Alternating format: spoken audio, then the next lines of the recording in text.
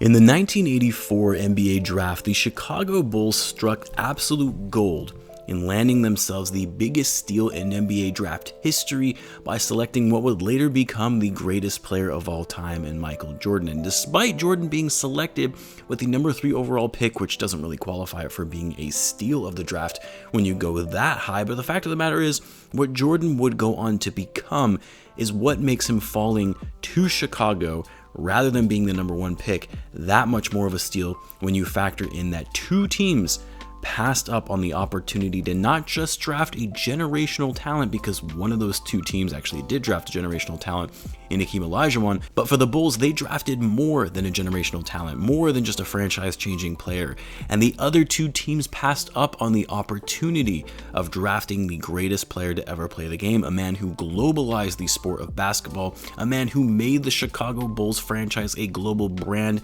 and dynasty in the 90s, a man that every young player aspired to be like when they were older. But what if the Bulls didn't get so lucky and they never drafted Michael Jordan?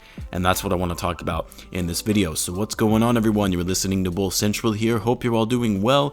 Guys, if you've been following my channel for a while now, you know that I never do this. You know that I never ask for likes because I personally don't like it when I watch other videos, no matter the genre, not even if it's just sports YouTubers in general. It bothers me when they ask to leave a like before the video even begins. Asking for it at the end, that's a little bit different, but for me, I don't request likes because hopefully the content will speak for itself. But all of that being said, whenever I do these type of videos that don't really do with the current state of the Bulls or are more historical in nature, they don't tend to perform as well on the YouTube algorithm. So humor me on this one. If you finish the video and you enjoyed the content, leave a like and hopefully that helps get the video out to more viewers. But anyway, let's get back to the topic. So as Bulls fans who grew up watching and idolizing Michael Jordan, naturally, myself, I'm going to be biased towards MJ, unlike some other non-Bulls fans or even just non-MJ fans, because yes, there are a lot out there that don't like Michael Jordan. But sometimes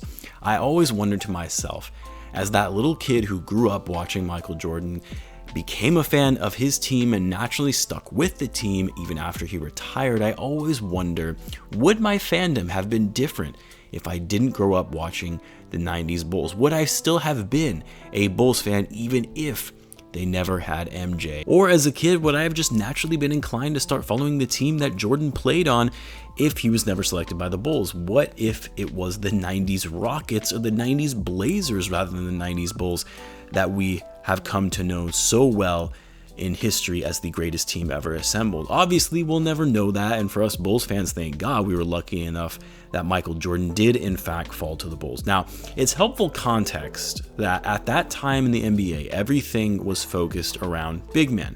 It was thought that you couldn't be a good team if you didn't have a superstar center. Guards, although yes, valued in the league, were not as pivotal as big men were, who could dominate in the paint on both ends of the floor. So even though Jordan's talent was there and a lot of teams saw that, the thought was, is it more important to get the best big man available? The other thing that you need to remember was that the 1984 draft was actually the last draft before the lottery system was instituted. And believe it or not, the only thing that was determined by the luck of the draw was the 2 worst teams from their respective conferences. They would do a coin flip for the number 1 pick. So the number 1 pick would go to the winner of that coin flip. The number 2 pick would then go to the loser. After that, your draft selection was purely based on where you finished in the standings. So the first 2 picks were determined again by a coin flip. After that, everything else was determined by win-losses. There were no ping pong balls or anything from what we see today in determining draft positioning. So in 1984, it so happened that the Bulls actually finished with the 2nd worst record in the NBA, but because the Houston Rockets, although finished with a slightly better record than the Bulls, they were the worst team in the Western Conference and got to participate in the coin flip that would determine who would win the number 1 pick, which of course they did win. And the Indiana Pacers, who finished with the worst record in the league that season, had actually traded their pick to the Blazers, who ended up getting the number 2 pick. Now, we all know how the draft played out. The Rockets selected Hakeem Olajuwon, who was really the consensus number 1 pick at the time, and then of course the Blazers drafted none other than Sam Bowie, who will forever be remembered as the guy who was drafted before Jordan. And of course, never lived up to that draft selection because of all the injuries he sustained throughout his career. But he went before MJ because, again, he was a big man, but more than just your typical big man in that he was very athletic and could move quick with the ball in transition, which wasn't typically seen in those days. So we're going to run through a couple of scenarios and seeing what would have happened had the Bulls not drafted Michael Jordan. Now, the first one is probably the most obvious. I mean, we could go back and redraft this 1984 class. Jordan would undoubtedly be the number 1 overall pick, even for how good Hakeem Olajuwon was and eventually became. You could argue Hakeem is a top 10 player of all time, certainly top 15, but let's say Jordan went number 1 overall to the Rockets.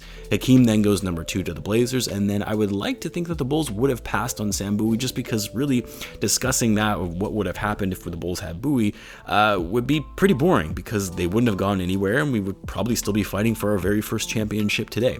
But let's say the Bulls would have selected Charles Barkley, who actually was drafted 5th in the 1984 draft right after Sam Perkins. Now, you can hate on Barkley all you want. You can talk countlessly about how he's not an all-time great because he never won a championship, but you have to remember that a lot of superstars of that day, the reason they didn't win championships is because of Michael Jordan and the Chicago Bulls. You can't deny that Barkley was a serious competitor, a superstar, and an all-time great. I think people tend to forget that Barkley, for his size at 6'6", playing power forward, was a rebounding machine.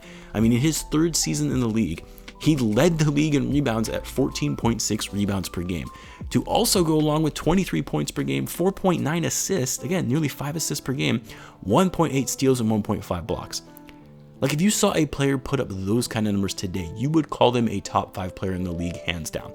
So without going too in-depth here on Barkley's career and how we often forget just how good he was, where would the Bulls have ended up had Jordan gone number 1 and they took Barkley instead of Michael Jordan? Well, if you assume that the rest of the future draft picks played out as they did, the Bulls get Scottie Pippen, BJ Armstrong, obviously they would still need to solve for the shooting guard role, and of course Horace Grant may not have been drafted by the Bulls since they already had Barkley, but Chuck and Pippen, I think, would have been an incredible dynamic duo. A star player, a top-notch level defender in Scottie Pippen would have done wonders for Barkley to allow him to focus on his offensive game. Would the Bulls have won a championship?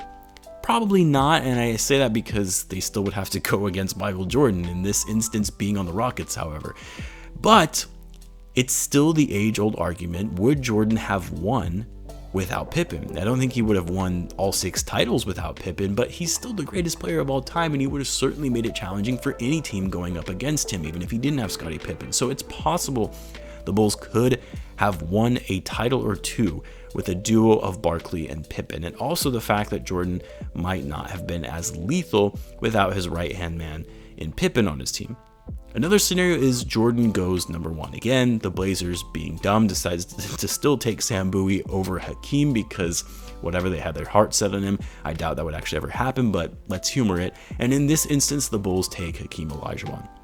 Hakeem the Dream, the last player to ever put up a quadruple double, and he even had some games where he came close to a quintuple double.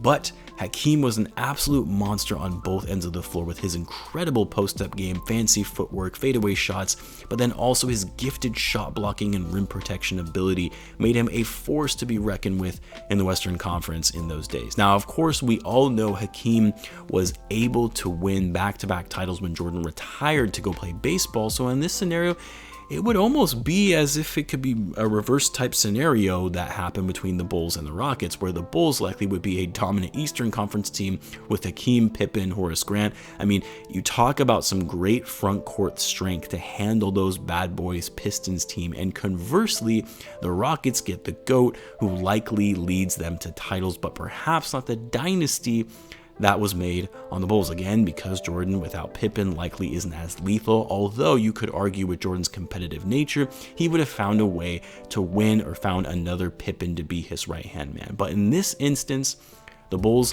would still have been a very, very talented and relevant team, a title contending team, with Hakeem Olajuwon. They likely don't become as well known as they did in the 90s, but I definitely think they would have walked away with some championships under Hakeem Olajuwon. And then finally, one last scenario, we're going to say that Hakeem still goes number 1 to the Rockets, since again, he really was the consensus number 1 pick at that time. The Blazers avoid making the biggest mistake in their franchise history and take Michael Jordan over Sam Bowie, and instead of the Bulls drafting Bowie or even Barkley like we did in the first scenario, they're going to select John Stockton. Yes, I said John Stockton, and the reason I'm using Stockton here is because outside of Jordan, Stockton finished his career among that draft class second in win shares, value over replacement player, and of course had the most illustrious career behind Michael Jordan and Hakeem Olajuwon, and probably even behind Barkley as well. I mean, really, those 4 guys are the most well-known players from that draft class. So I know Stockton went 16th overall in that draft, but when you factor in what he was able to do over the course of his career, he should have gone higher than that. So again, Hakeem to the Rockets with the number 1 pick, Jordan goes number 2 to the Blazers, completely changing the future of that franchise, and the Bulls take Stockton. Now for the Bulls, I mean, Stockton was a great player, a Hall of Famer and an all-time great, but without a guy like Malone on his team, a leading number 1 option, the Bulls likely don't make that much noise in terms of being in title contention. So yes, the Bulls would have been a solid team with Stockton, Pippen, Horace Grant, but they're not going to win a title with that team. But I think more importantly for the Blazers, what that team would have become had they taken Michael Jordan.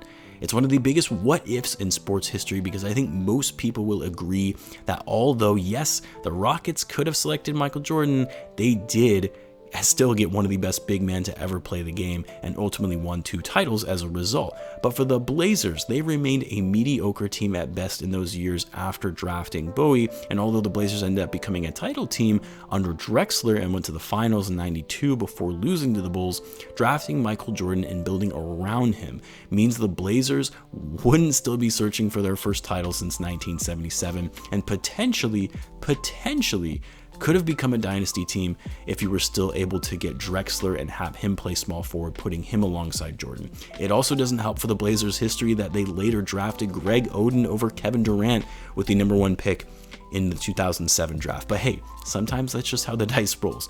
But had they not made the mistake of taking Bowie over Michael Jordan, the Blazers would have been transformed into potentially being a globalized brand with a global fan base following in a small market team too. But instead, they prioritized a big man over the greatest player of all time. Obviously, there are so many other scenarios in which that 1984 draft class could have panned out looking back at it in hindsight.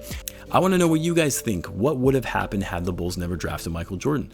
Would the game of basketball have looked different at all? Would Jordan have won as many titles as he did not being on the Bulls, being coached by Phil Jackson and playing next to Pippen?